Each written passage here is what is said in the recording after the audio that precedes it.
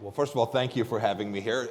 Since it's The Economist that's hosting, I thought I would talk about math and economics and the things that are impacting ordinary people all across the world today, including in my home country. I was the Secretary of State, so I was in charge of diplomacy. But there were very few meetings that I had I was a Secretary of State for 1,000 days, exactly. There were very few meetings I had that weren't focused on the core capacity to deliver energy to the places in the world that were needed and to make life affordable for citizens all across the world, whether I was in Africa or Southeast Asia or here in Europe. The political connection between good economies, sound economies, and the capacity to govern across the world was something that was on my mind and in my life every single moment. And we can see that today.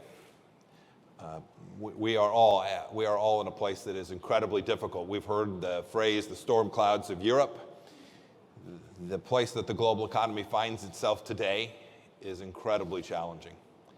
Much of this, not the fault of the people who are suffering from it, but from political decisions that are now baked in the cake over the course of the last 15 or 20 years.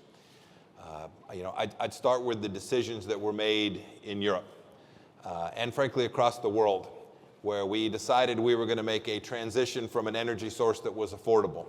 And this isn't just for energy production. We think of gasoline, we think of natural gas. This provides literally the feedstock for our food.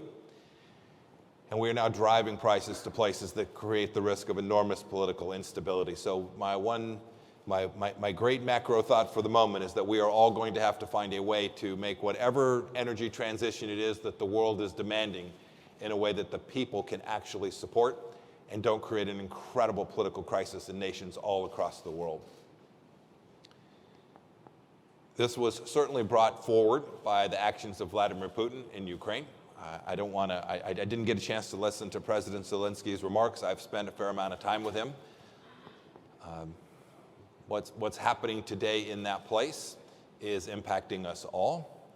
But the roots of this aren't born from February 24th.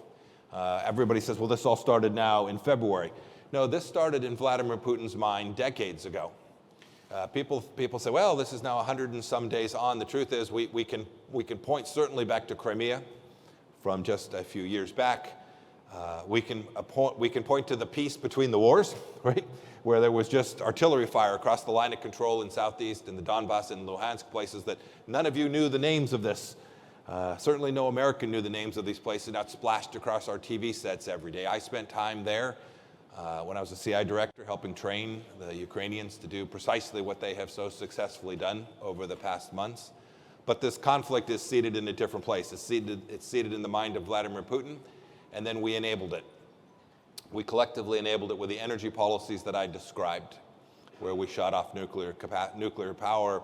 We said coal is too tough, and we said we're going to have a single source of energy for major European economies that comes from an adversary that just as soon see our economies suffer. An enormous mistake. And then second, we lost the deterrence bubble. What matters most to Vladimir Putin is power, something he deeply understands.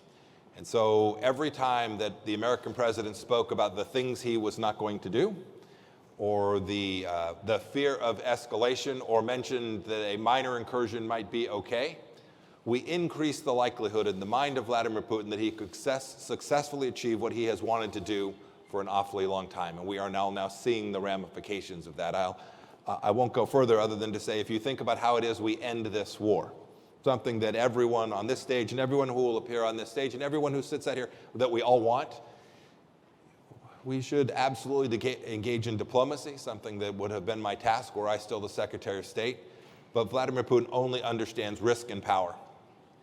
And so it will have to be a demonstrable effort that says we're going to impose costs that exceed what he believes to be his political benefits and his long-run economic benefit in order to convince him that he should even contemplate looking for something that we all blithely say in the West. We talk about off-ramps and the like. Vladimir Putin is no more looking for an off-ramp than a man in the moon. He believes he is going to prevail because he thinks we will grow weary, and he thinks that Europe will return to the model that they have had for 20 years, which was under preparation for the defense of the sovereignty of their nations and of their region.